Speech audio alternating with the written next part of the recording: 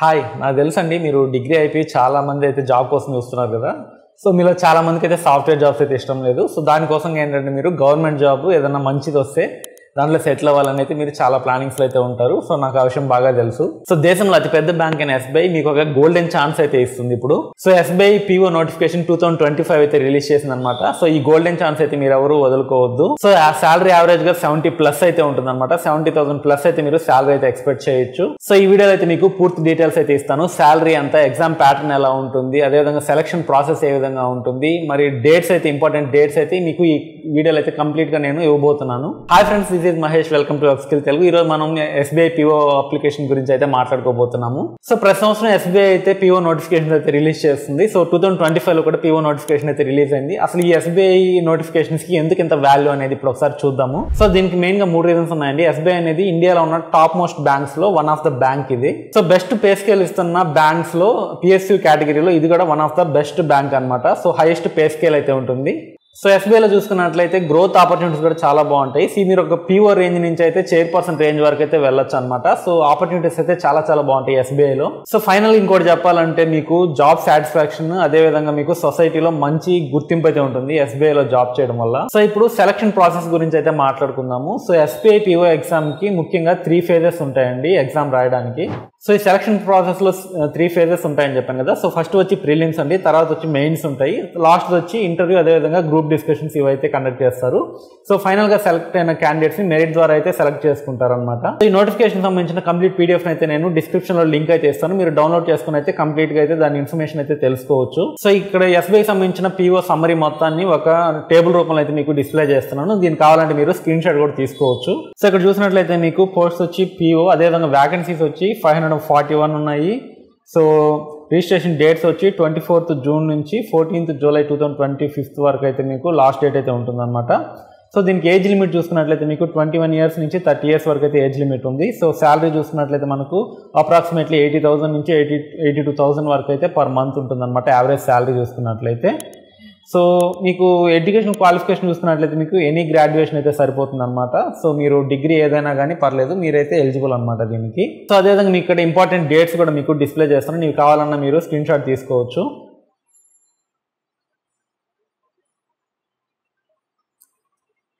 So SBI PO notification 2025 notification release అయిన date వచ్చి 24th June 2025 అనమాట. సో ఆ రోజు నుంచే సేమ్ డే నుంచే మీకు ఆన్లైన్లో అప్లికేషన్ అయితే ఇల్లు తీసుకోవడం స్టార్ట్ చేస్తారు. మీకు లాస్ట్ డేట్ వచ్చి 14th July 2025 అనమాట. సో ఫీజు పే చేయడానికి కూడా ఇదే last date 14th July 2025. So మీకు అన్ని డీటెయిల్స్ అయితే నేను ఇక్కడ క్లియర్గా అయితే డిస్ప్లే చేస్తున్నాను. ఇక్కడ నుంచి మీరు కావాలంటే స్క్రీన్ షాట్ తీసుకోవచ్చు డేట్స్ అనేటివి. సో అదేవిధంగా ఇప్పుడు ఎస్బీఐకి పీఓ వేకెన్సీస్ ఏ కేటగిరీస్కి ఏమున్నాయి చూద్దాం ఒకసారి. సో ఇక్కడ మీకు స్క్రీన్ మీద డిస్ప్లే చేస్తున్నాను, ఒకసారి చూడొచ్చు మీరు. సో అన్రిజర్వ్డ్ క్యాండిడేట్ వచ్చి టోటల్ 2003 ఉన్నాయి. సో అదేవిధంగా టోటల్ వ్యాకెన్సీస్ కూడా 2003 ఉన్నాయి.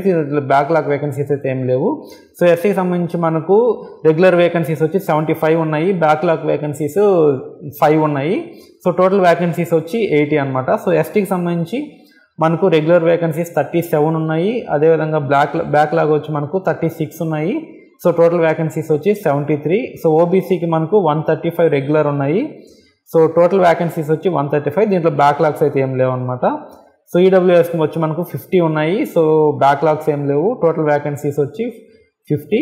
సో టోటల్గా చూసుకున్నట్లయితే మనకు రెగ్యులర్ 500 ఉన్నాయి, బ్యాక్లాగ్ వచ్చి 41. అదేవిధంగా మనకు టోటల్ వేకెన్సీస్ ఫైనలైజ్ వచ్చి మనకు 541 అయితే మనకు టోటల్ వేకెన్సీస్ అయితే రిలీజ్ చేయడం అయితే జరిగింది. సో మనం ఇయర్ వైజ్ పీఓ వేకెన్సీస్ చూసుకున్నట్లయితే ఇక్కడ డిస్ప్లే చేస్తున్నాను చూడండి ఒకసారి. మీకు 2017లో వచ్చి 2313 ఉన్నాయి. సో అదేవిధంగా 2018కి వచ్చేసరికి కొంచెం తగ్గి 2000కి వచ్చాయన్నమాట. 2019లో సేమ్ ఉన్నాయి, 2000 ఉన్నాయి. 2020లో అదేవిధంగా సేమ్ ఉన్నాయన్నమాట, 2000 ఉన్నాయి. 2021లో మనకు 2056 ఉన్నాయి. 2022లో 1673, అదేవిధంగా 2023లో మళ్ళీ పెరిగాయి అనమాట, 2000కి వచ్చాయి. సో 2024లో అయితే మళ్ళీ చాలా తగ్గాయి అనమాట, 600కి వచ్చాయి. 2025లో కూడా తగ్గాయి, 541 అయితే ఉన్నాయి present vacancies.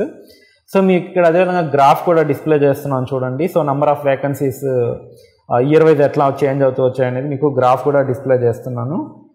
So SBI PO prelims మనకు 3 కేటగిరీస్గా డివైడ్ చేయొచ్చు అండి. ఒకటి వచ్చి మనకు రీజనింగ్ ఎబిలిటీ, అదేవిధంగా numeric ability. So third one వచ్చి ఇంగ్లీష్ లాంగ్వేజ్ అనమాట. సో ఈ 3 అయితే మనకు ఉంటాయన్నమాట ప్రిలిమ్స్లో. సో మీకు ఇక్కడ డిస్ప్లే చేస్తున్నాను చూడండి, ఎన్ని క్వశ్చన్స్ ఉంటాయి ఒక్కొక్క సెక్షన్ నుంచి అనేది మీకు ఇక్కడ క్లియర్గా అయితే నేను డిస్ప్లే చేస్తున్నాను. ఒకసారి స్క్రీన్ మీద వేస్తాను చూడండి. సో మనకు ఎస్బీఐ పిఓ 2025కి ప్యాటర్న్స్ అయితే ఈ విధంగా ఉంటుంది. ఇంగ్లీష్ లాంగ్వేజ్లో మనకు టోటల్ క్వశ్చన్స్ వచ్చి 40 ఉంటాయి, మ్యాక్సిమం మార్క్స్ వచ్చి 40. సో డ్యూరేషన్ వచ్చి 20 minutes ఉంటుందండి. న్యూమరిక్ ఎబిలిటీ వచ్చి మనకు 30 క్వశ్చన్స్ ఉంటాయి. సో మ్యాక్సిమం మార్క్స్ కూడా దీనికి 30 ఉంటాయి. సో 20 minutes డ్యూరేషన్ ఉంటుంది. సో రీజనింగ్ ఎబిలిటీకి వచ్చి మనకు 30 క్వశ్చన్స్ ఉంటాయి, అదేవిధంగా మార్క్స్ కూడా 30 ఉంటాయి. సో మనకు డ్యూరేషన్ వచ్చి 20 minutes, టోటల్ 1 hour అనమాట.